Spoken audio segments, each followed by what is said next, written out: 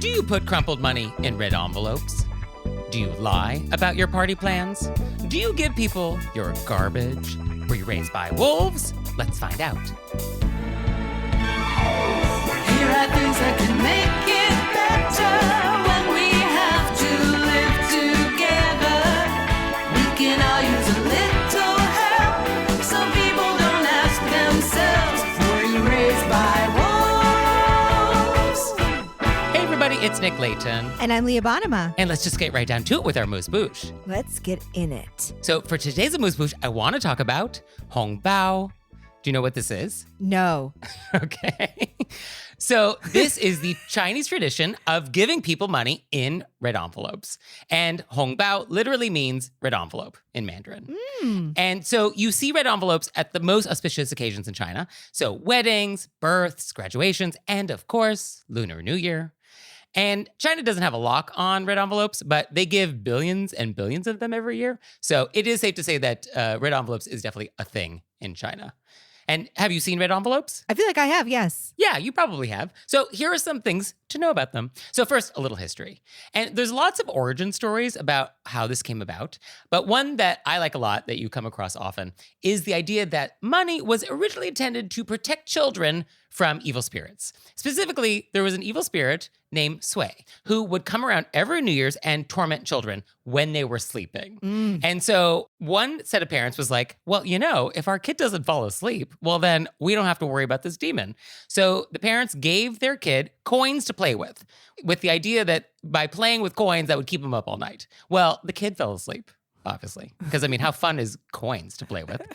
But next morning, kid was still there, unharmed, and the parents were like, the coins. It was the coins. The coins protected our kid. And so this is one origin for why we give money at New Year's. It's to protect the children. And originally coins actually had holes in them, and so they would be given on strings. But cut to today, we put the money in envelopes. I like that story. Yeah, and actually even today, some people actually call red envelopes not red envelopes, but another word which literally translates as money to restrain sway. Oh, Meaning wow. like, oh, here's money that keeps sway away. So that's sort of interesting. And the red color, this symbolizes a lot of things in China. This symbolizes luck and prosperity. And then the money inside, this symbolizes everything else. And so who gets them? Who gets these envelopes? Well, traditionally, red envelopes would be given to younger generations by parents or grandparents or even close neighbors or friends.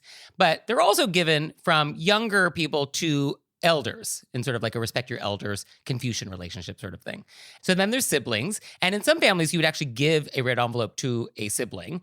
Although some people feel like if it's the same generation, you don't have to give red envelopes. And then there's red envelopes that you can give to people who work for you. So like employer to employee. So basically there's a lot of red envelopes happening. And how much to give? Also very complicated. I mean, it could range from $2 to $200, $1,000. I mean, it really just depends on what your relationship is with these people and a lot of other factors. But the number itself, this is very important. So regardless of what amount it is, the numbers. There's a lot of symbolism in China with numbers. 8, generally speaking, the luckiest number, hard to go wrong with 8.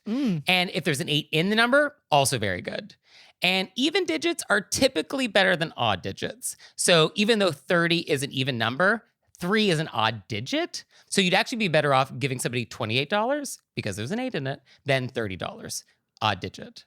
But then 4, it's an even number, but 4 is actually very unlucky in China because the word for 4 in most dialects sounds like the word for death. And so we want to obviously avoid that at an auspicious occasion. So that's kind of the basics. That is very interesting. And it's so cool. I'm immediately like, I'm just going to stick with 28 if I have to give, because that seems got the 8 in it and it's even. $8, also good. Perfect. $800, $888, I'll take it. Oh. And then when you're giving it, it's always 2 hands. 2 hands giving, 2 hands receiving. Similar to the business card thing we talked about for Japanese business cards. Same idea. Yeah, no, definitely the same energetics with the 2-handed thing. And then you don't actually open the red envelope in front of the person who gave it to you. Just thank them for it and then put it in your pocket and then you can open it later. Okay. And interestingly, today, it is increasingly common for red envelopes to actually be virtual, where you're just like texting somebody money. So loses a little something, I think, when it becomes digital, but that's happening. Is there like a picture of the red envelope or is it like a... Yeah, so like if you're using one of the popular messaging services like Weibo, yeah, it's like a red envelope looking thing and like here's their money. Oh, yeah. okay. But it's no different than just like Venmoing somebody. You know, I hope that I'm in a situation now where I get to give a red envelope and I'll know what to do. It seems really cool. I'll send you a red envelope, Leah. Oh, thank you. I mean, does that mean you're my elder or you're a generation below me? I was siblings. I mean, can you imagine? I can imagine, actually. Yeah, we're kind of there, aren't we?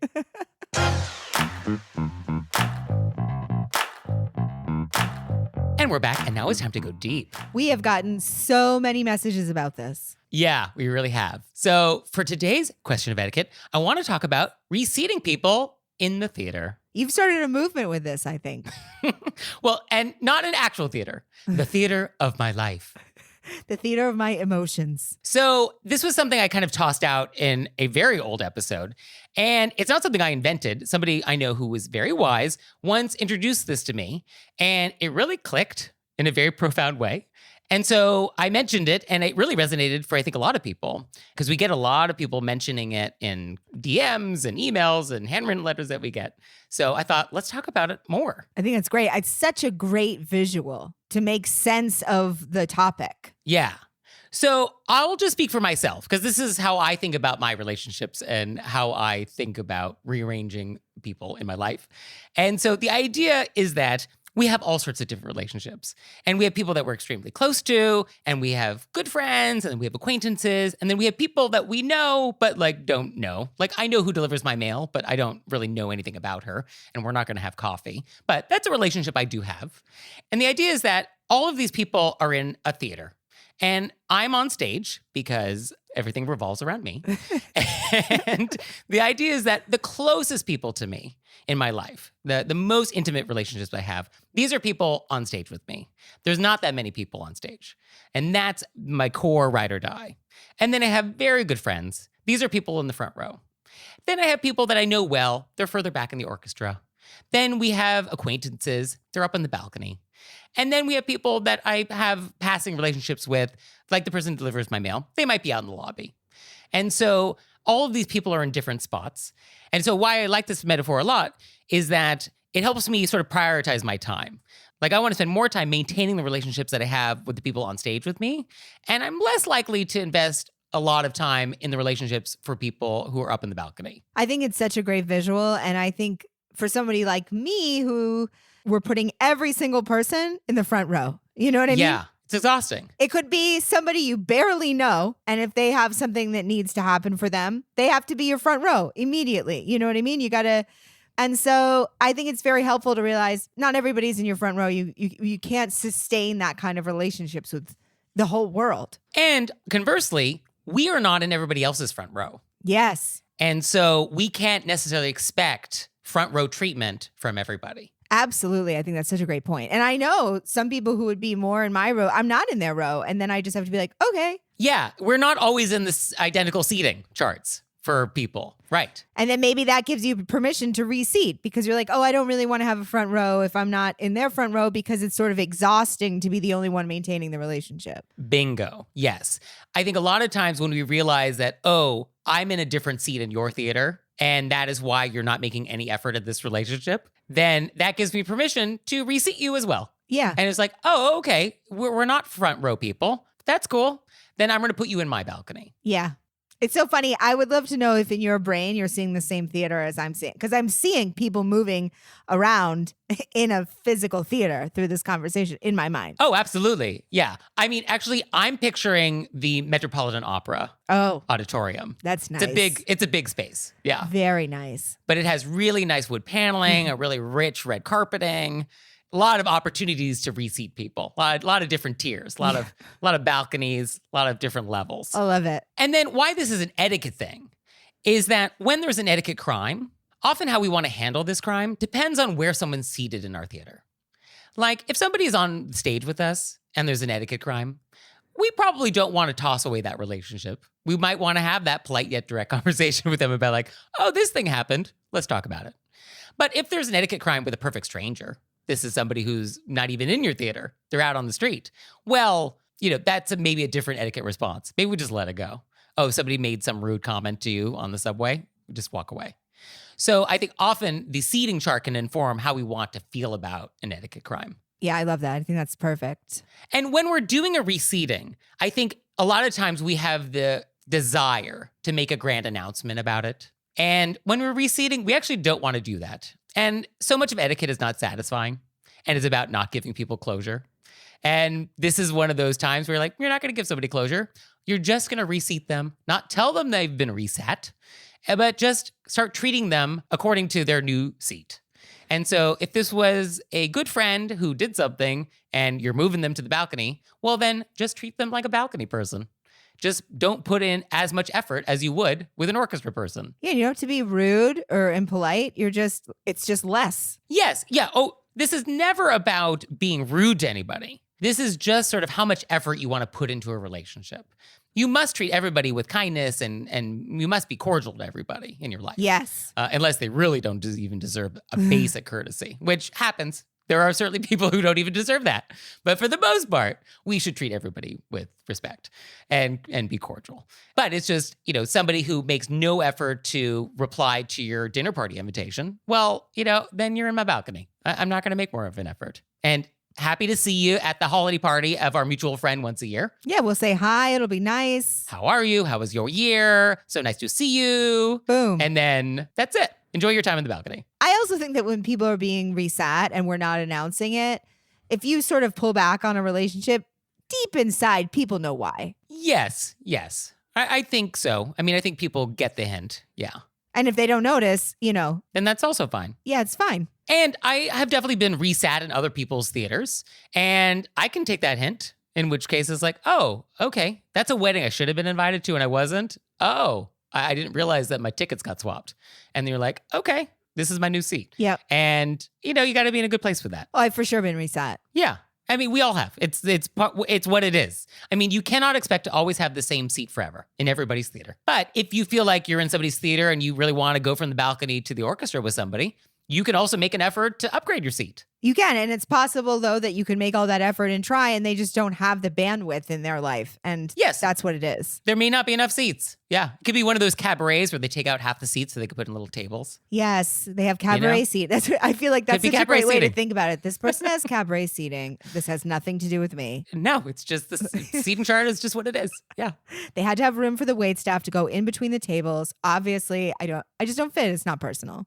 I think it's a great point that the reason this is an etiquette is because it has to do with how would we then respond to an issue where they are in our theater. Yes, exactly. And if something comes up multiple times and we've tried to address it in a polite yet direct way, then we can reseat. We don't have to keep putting ourselves in the situation that doesn't make us feel good or it's not kind and polite. We can just reseat after we've tried many times. Yes, it dovetails with boundary setting. Like if somebody crosses a boundary and that's it for you, well then, yes, they don't deserve that seat. And this gives you permission to think about somebody in a new way. Yeah. For somebody like me who we feel like we're being rude if we reseat for whatever reason. Oh, I went to this person's wedding. Oh, I worked with them for 5 years. And then we feel like we're being rude people or by reseating when really, I think as you so perfectly described, it's just the amount of energy we're putting into people and everybody just can't be in the front. And if somebody continually sort of either makes you feel bad or isn't putting in the same amount of energy, you're allowed to reseat and it's not being rude. Yeah, I guess at the end of the day, reseating is not rude. And I think that's very hard, especially for somebody like me to not feel rude if you don't give 100% of yourself to every single person you've ever met. And you just can't do it. Right, yes, it is impossible. I mean, it's exhausting. And many people try. I think many people try. And also then you end up expecting other people to give 100% of themselves to every person. And nobody can do that. Also unrealistic. Unrealistic. So at the end of the day, this theater metaphor helps me sort of prioritize my time. And it also helps me be less bothered by etiquette crimes that happen further from the stage. And that really helps me think about relationships and sort of helps me get through the day. So hopefully this is useful to somebody else. Well, I think it's great. And I think that by the amount of response we've gotten to this and how many people have, used it in their wording of messages to us, you can see how it's really resonating. I mean, I visually see it now with people. I'll be like, oh, this is a front seater. I'm excited. Yeah. Or something happens, you're like, ooh. Oh, and then I still feel guilty, but I tell myself Nick would make it okay. Whatever you got to say to yourself. No, you would tell me to get rid of people. Yeah, no, there's definitely been a lot of people in your life where I was like, get rid of them. Get rid of them. You don't need that. Yeah. No, I'm a great ticket taker. Yeah. I got a little vest. Yeah. I got the playbills. Yeah. I'm happy to work anybody's theater. Just let me know. Bring Nick into your theater. It'll move everybody around. Yeah. No, I got the little flashlight. I'm going to look at your tickets and be like, oh, these are the wrong seats. So come with me. And now it's time for an intermezzo. Intermezzo. So this episode is sponsored by Truebill. So Leah, what is Truebill? Truebill is the new app that helps you identify and stop paying for subscriptions you don't need, you don't want, or maybe you forgot about. And on average, people save up to $720 a year with Truebill. Companies often make subscriptions very hard to cancel, so Truebill gets in there and makes it easy for you. And your Truebill concierge is there when you need them to cancel unwanted subscriptions, so you don't have to. Concierge? So fancy. And Truebill gave us a customer testimonial from Jeb D to share, which is, quote, I've saved at least $1,000 and the Truebill team does all the work. I have an alarming number of subscriptions. Truebill gives me complete visibility and power over all of it. So you can start canceling today at truebill.com/wolves. Go right now, truebill.com/WOLVES. And now it's time for an intermezzo. Intermezzo. So this episode is sponsored by Grammarly. So Leah, what is Grammarly? Grammarly is a smart AI-powered writing assistant. And Grammarly Premium offers whole sentence rewrites, which can identify hard-to-read sentences and can transform them into concise, clear prose. It doesn't just fix your grammar, it also helps you write the kind of message that you are aiming to send out. Grammarly can also help you stop hedging, turning phrases like, I think we should maybe revise before the presentation, to something more direct, like, let's revise before the presentation. I think I need that in my head, just to be more, excuse me, could we please? And Grammarly would be like, no, Leah, let's revise the presentation. So our listeners can get 20% off Grammarly Premium at grammarly.com/wolves. That's 20% off at grammarly.com/wolves. And we're back. And now it's time to take some questions from you all in the wilderness. Ow! So our first question is, quote, my partner and I had a New Year's Eve party at our house. One couple, we'll call them Chad and Lisa, said they weren't coming the day before because they wanted a quiet evening at home, which I totally get. However, the day of the party, other friends of ours, we'll call them Bob and Carol, asked if they could come early because they needed to leave early so they could go to Chad and Lisa's place. I was rather taken aback by something that I considered to be incredibly rude. There is quite a bit of consternation in our home as to whether a breach of etiquette was committed, and if so, by whom. We have decided that we would ask you to be the judge and jury, and we will respect your ruling. Judge and jury. How about executioner? Woo! Oh, the power, Leah, the power. I mean, I feel very definite about this. So interesting. I guess my first question is, has an etiquette crime been committed? I would say yes. So there are definitely some possibilities here. One of the possibilities is that Chad and Lisa were always going to be having this party and you were not invited and they decided to lie to you. Yeah, it seems like dishonesty is the crime being committed. Yeah, no, I think that's on the table. Now, benefit of the doubt, when Chad and Lisa said, oh, we're just going to have a quiet evening at home, that was true at the time. But then they decided, you know what? Actually, we would like to have some people over. But because you were already having a party of your own, and because they already declined your invitation, then they didn't tell you.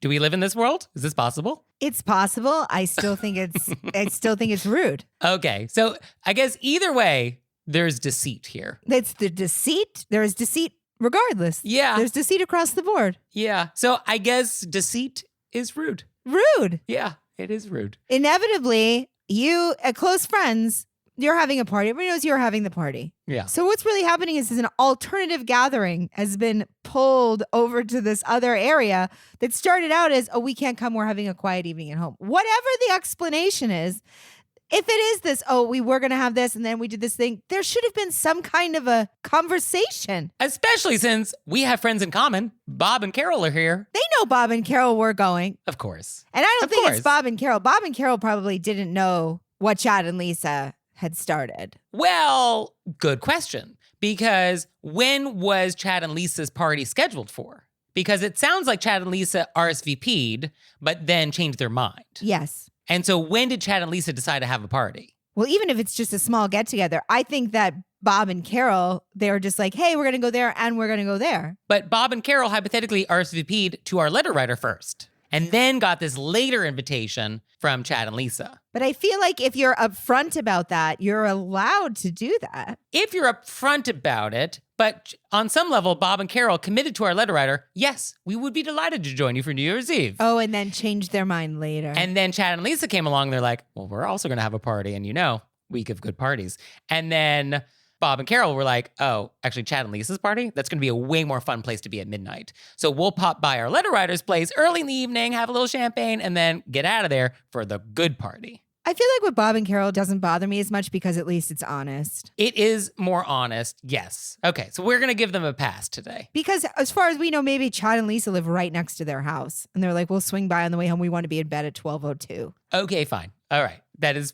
a world we could live in, sure. We could live in that world. Chad and Lisa, yeah, they're the criminals here. And for sure criminals, for judge, jury, and executioner. But then why is there consternation? And why do we need to be a judge and jury here? This feels very obvious. Because I think they were trying to give their friends the benefit of the doubt. It's hard when it's your close friends because you want to be like, you know what? They just wanted a quiet evening at home. And then maybe, it's just organic. Nobody thought of it. I for sure think of thousands of reasons why when somebody does something that hurts my feelings, it wasn't really rude. I always do that.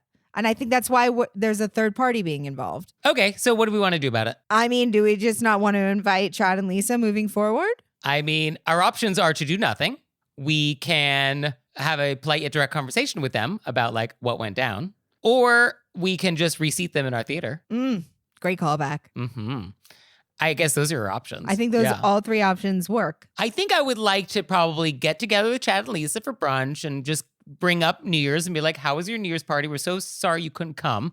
We heard you also had an event. We're a little confused. Or we could say, hey, Bob and Carol told us they were going over, sort of hurt our feelings because you had said that you weren't coming over because you just wanted to stay home, have a quiet evening at home, and give them, just be very direct about it and then give them the opportunity to explain exactly what happened. Because we all know Bob and Carol. You're not going to have a quiet evening with Bob and Carol. No, they're partiers. They're wild. They're wild. It's going to be pin the tail on the donkey. It's going to be Cornhole. What's that one where you have to go? This always stressed me out, where like you pull a chair away and everybody has to sit down. Musical chairs? Musical chairs. So stressful. When is the music going to stop? I don't know. Should I sit early? Metaphor.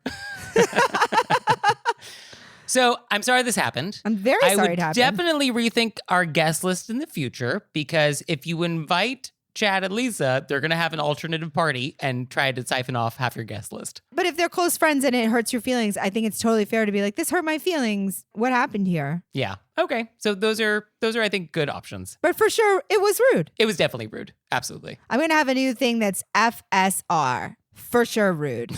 Okay. That was a FSR. I don't know if that's going to catch on. Yes, FSR'd. Oh, that's even worse. Wow. Past tense. I got FSR'd. Okay, we're going to workshop that and put that on the whiteboard, but I don't think it's going to be a pillow in our store anytime soon. I'm going to have to write it down so I try to work it into another conversation. Okay. Audience, get ready. FSR coming your way. Our next question is, quote, I used to volunteer at a secondhand charity, sort of like a Goodwill shop, and my coworkers used to drag in bags and bags of clothing to give me, which was often easier for them to do than drop them off at the charity themselves. The charity was located down several flights of stairs, and it was very difficult for me to drag the bags down myself. One coworker even had me back up my car to her car trunk so we could transfer her trunk load of bags to my trunk instead of having to carry them into work. I no longer volunteer at this charity, and I've made that known to all my coworkers. But my coworkers still bring me bags of used clothes to donate to the charity. As I work in a hospital, I've taken them to the children's ward to see if they might need the clothes. They don't. And I've asked the cleaning staff if they could use them. They don't. And I'm still left with bags and bags of clothes dumped at my desk. I firmly told my coworkers that I don't want or need used clothes, and I no longer volunteer at the charity, but nothing seems to help. They say that I can just find another charity to donate them to in my area.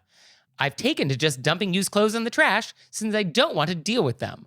What can I say to make them stop dumping used clothes at my desk? Who are these people? I would love to follow these people home and just see how they're living what's their day-to-day life like, where they're just dropping clothes off on people's desks who don't even volunteer at a place anymore after they've been told not to do that.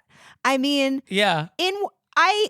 What I just wrote next to it. What's happening here? What I love is like, oh, well, you don't work there anymore? That's cool. You'll find somewhere else. Yeah, what is that? You find somewhere else. You find somewhere else. Yeah. I mean, what can I say? I mean, I feel like you've said what you should say, which is I don't work there. I can't help you here. You said I don't work there, and you've been like, please stop bringing me clothes.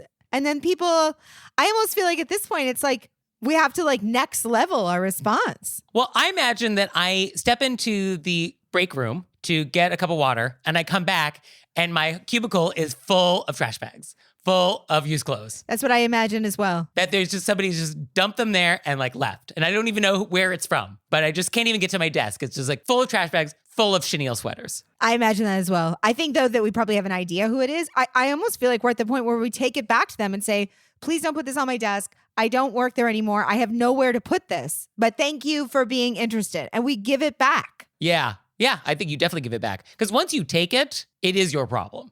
And they're going to keep doing it. Yes. I mean, I think you have to teach people how you want to be treated.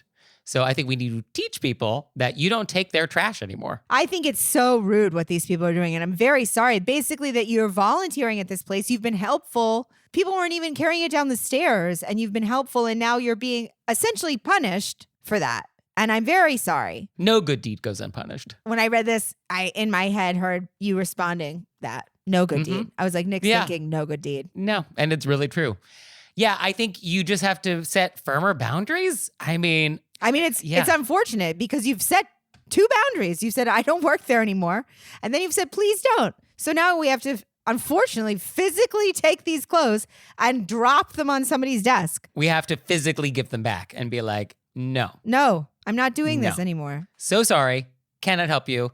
And I guess if you wanted to make it a little more polite, I think you would include details on where they can go. Here's the address of where you can take this. I mean, you could do that.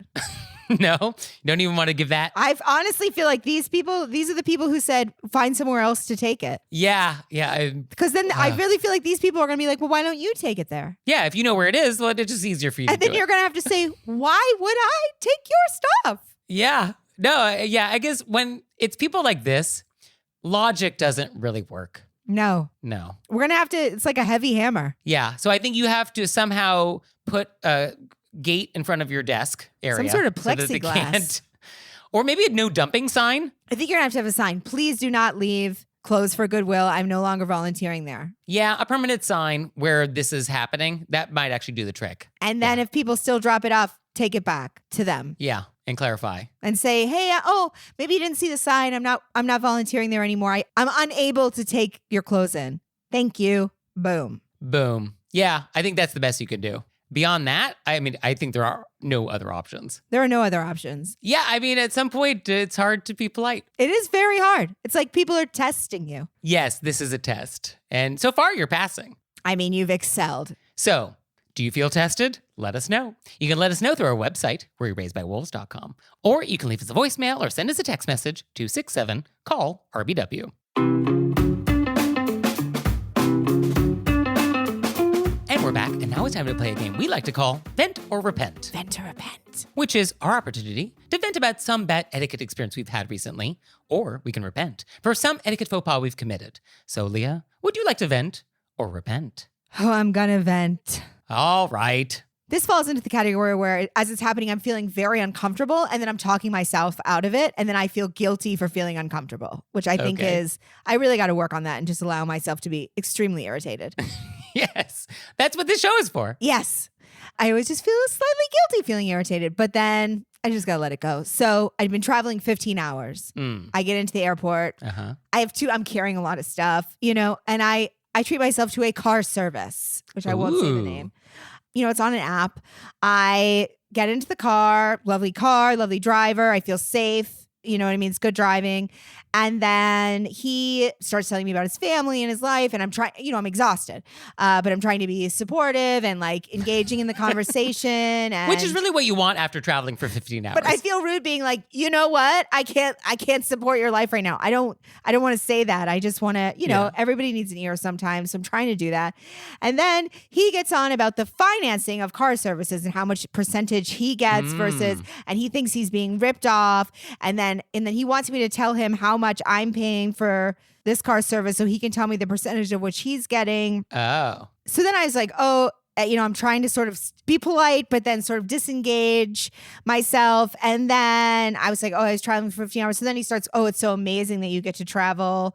And I was like, I was traveling for work. And then he starts commenting on like how good of a life I have. So I'm very uncomfortable. Yeah. Yes, and then how he's not getting enough money. And then he drops me off at my apartment and he's like, it's like 3:00 in the morning and you can't even see my apartment building. He's like, oh, you live in such a nice place. Like he's cornering for a tip. A long day of traveling and work and you just want to go home and then you're trying to be friendly. And then all of a sudden you feel guilty for taking the service that you're paying for. And I don't want to feel that way. Like, what's happening? Well, being friendly was your first mistake. I can't. Like, I was just like, I didn't want to say, this is rude. Stop it. Yeah. I mean, I definitely can see that the idea of having traveling for 15 hours and now it's in the middle of the night and you're exhausted is sort of like your options feel very limited in terms of like what you're prepared just to do. And sometimes just like making the small talk and just be like, is kind of the extent. And then also, I don't think it's appropriate that I will talk about the financing of somebody else's job. I don't love that. And of course, I want to be supportive of people and everything they're going through. And if something's unfair, I want, you know what I mean? But I don't know if it's an appropriate thing to tell me at 3:00 in the morning and then compliment my apartment building that you clearly can't see because it's the middle of the night. I felt it was like this angling for extra tips that made me so uncomfortable. Yeah. And you probably still tipped and probably tipped well. Of course I still tipped. Right?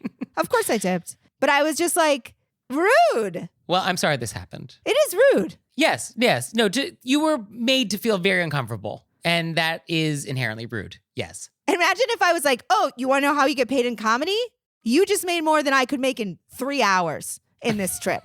So how about we flip it and you feel bad for me? Yeah. And then he should have tipped you. You should have tipped me. I just played a therapist for an hour. Yeah.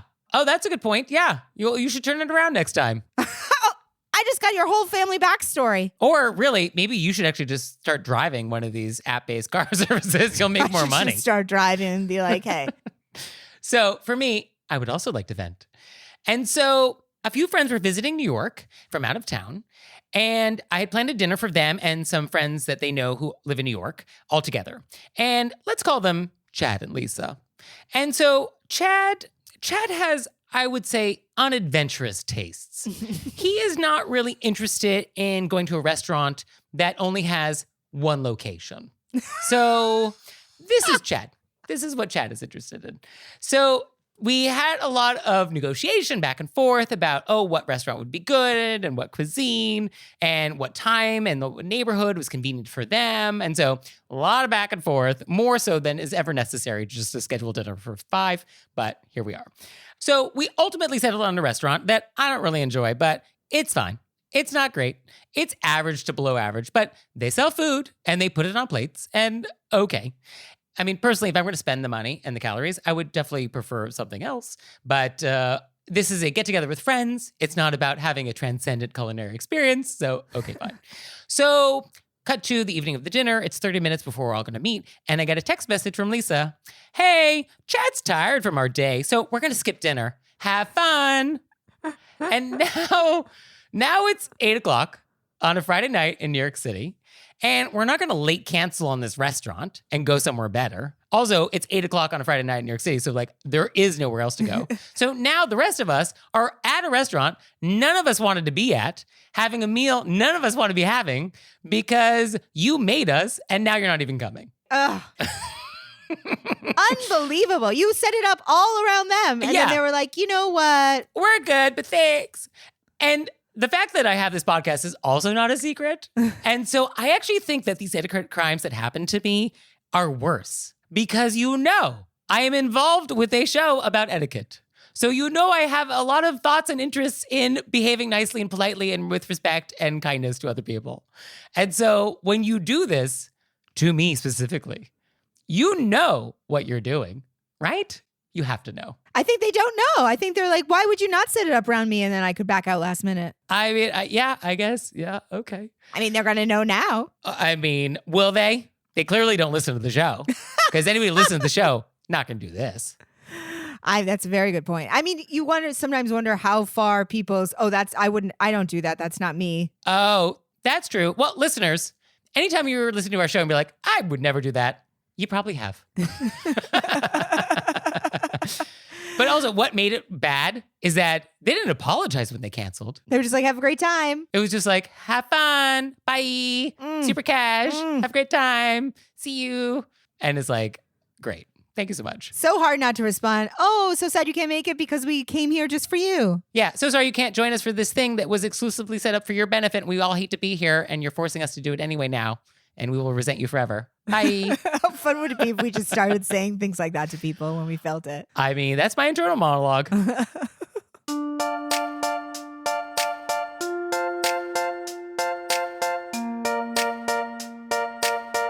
So, Leah, what have we learned? I learned all about red envelopes in Chinese New Year and even numbers, especially 8s and definitely no 4s. Exactly. Hóngbāo.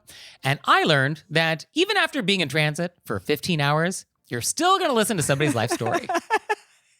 Yes, it's very true. Well, thank you, Leah. Thank you, Nick. And thanks to you out there for listening. I'd send you a handwritten note on my custom stationery if I could. He would. I would. So for your homework this week, we would love it if you would go to our website, click on monthly membership, and see if that's something you'd like to do. We got a lot of adorable content over on our Patreon, and we would love to share it with you. Yeah, and I just got a new iPad, so I'm actually going to be able to respond with emojis, which I really felt was lacking from my computer from 1965. That was what was missing from your Commodore 64. It's true. And we'll see you next time. Bye. Bye.